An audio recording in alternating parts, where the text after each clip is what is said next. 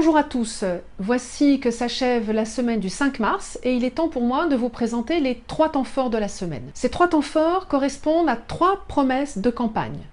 Je vais parler ici de réforme constitutionnelle, de réforme de la formation professionnelle et de construction de la paix. La réforme de la formation professionnelle d'abord, c'était lundi dernier, la ministre du Travail, Madame Pénicaud, qui en a présenté les grandes lignes. Il s'agit ici de poursuivre notre déploiement de nos armes contre le chômage.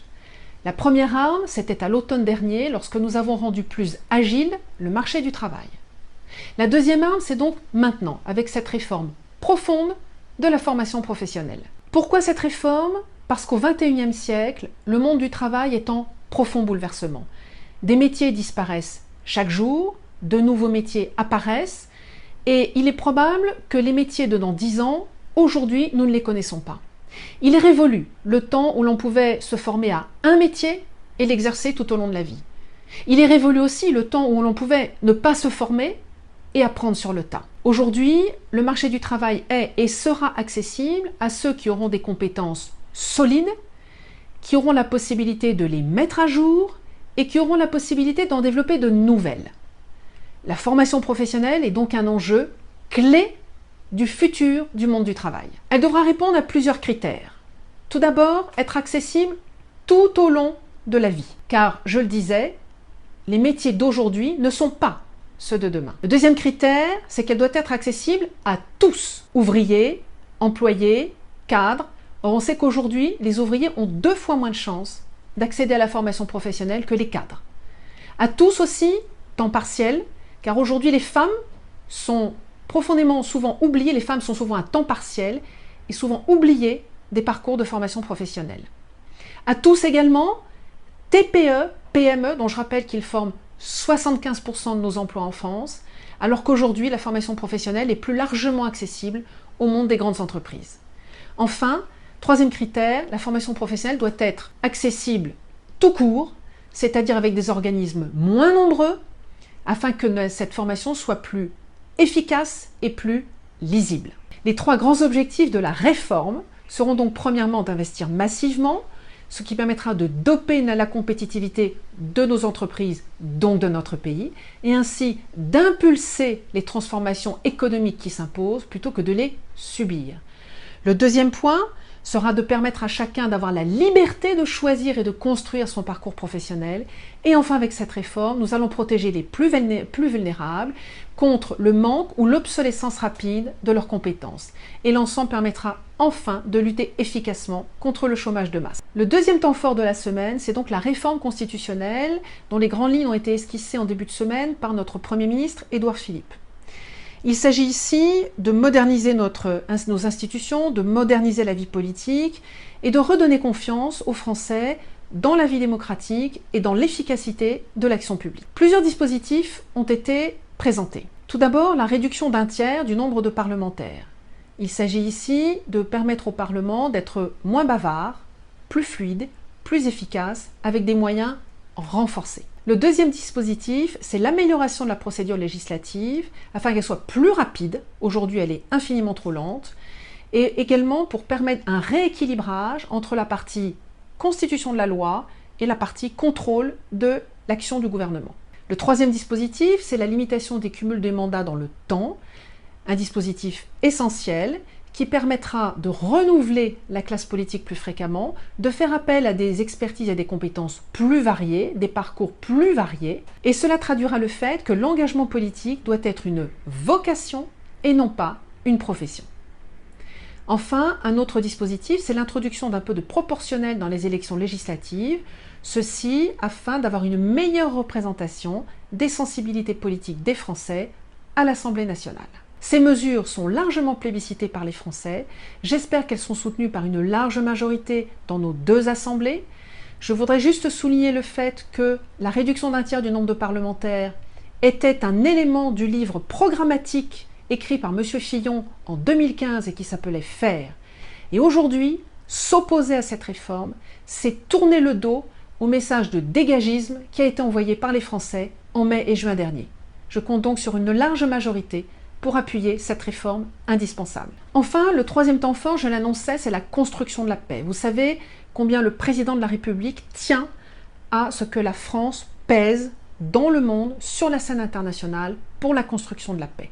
C'est donc avec un message de recherche de construction de paix que notre ministre des Affaires étrangères, Jean-Yves Le Drian, s'est rendu en Iran en début de semaine. Le voyage n'a pas été facile, les discussions ont été fermes, directes, les points de vue ne sont pas toujours convergents, mais là encore, nous reprenons l'esprit du président de la République qui est de dire que nous devons d'abord dialoguer et que sans dialogue, nous ne pourrons jamais avancer. Donc les Iraniens ont des positions fermes, ne souhaitent pas qu'on se mêle par exemple de leur programme balistique. Les Iraniens souhaitent rester dans l'accord nucléaire et c'est là un point de convergence. La France aussi souhaite que l'Iran reste dans l'accord nucléaire alors que nous savons que les États-Unis menacent de s'en retirer. Enfin, M. Le Drian a également, bien naturellement avec ses homologues iraniens, discuté de la situation en Syrie et exprimé le souhait que l'on trouve rapidement une solution pour mettre un terme à ce conflit dramatique, notamment pour les populations civiles, mais aussi pour la stabilité régionale. Mais au-delà de ces discussions, autour des projets de l'Iran d'un côté, autour de la situation en Syrie et régionale d'autre part, c'était aussi ce déplacement l'occasion de rappeler la coopération forte entre la France et l'Iran. Et c'est dans cet esprit que Jean-Yves Le Drian a inauguré l'exposition Le Musée du Louvre à Téhéran. Le renforcement de nos relations culturelles me semble essentiel et participe au dialogue nécessaire entre deux grands pays qui doivent ensemble s'atteler à essayer de construire la paix. Voilà, c'était pour les 3 temps forts de la semaine. Je vais essayer d'enregistrer également l'agenda de la semaine, mais là maintenant je repars à New Delhi où je vais rejoindre la délégation présidentielle pour la visite d'État du président Emmanuel Macron en Inde. Je vous souhaite à tous un très bon week-end, une excellente semaine et je vous dis à la semaine prochaine. Cette fois-ci, ça sera depuis Paris. Au revoir. Welcome aboard Singapore Airlines Flight SQ406 to New Delhi. Bonjour à tous, en cette fin de semaine du 5 mars, et je voulais vous présenter mon agenda de la semaine passée. Je vous fais ça depuis l'avion, puisque je suis en déplacement dans une tournée qui m'a emmené d'abord à Beyrouth, puis à Dubaï, ensuite à Bangkok, et maintenant je suis en route pour Delhi, où je vais rejoindre la délégation du président de la République. Donc Beyrouth déjà, c'était donc la semaine dernière et ça m'a permis de rencontrer une communauté franco-libanaise extrêmement nombreuse, une communauté qui m'a exprimé ses demandes, ses problèmes, ses attentes, qui m'a aussi exprimé ce qui était bien, j'y reviendrai. Donc ça s'est passé la semaine dernière, c'était mercredi dernier.